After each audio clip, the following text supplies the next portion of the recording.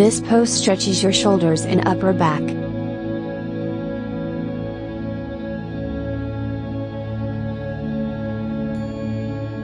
Start on all fours with your knees under your hips and your hands under your shoulders. Extend your left arm up to the sky, then thread your left arm underneath your body until your shoulder and ear lowered to the floor.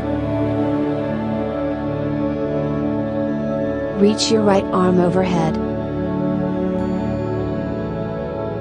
Hold this pose.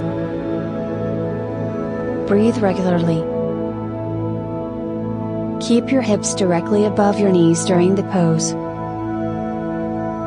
Don't collapse your right shoulder into your neck.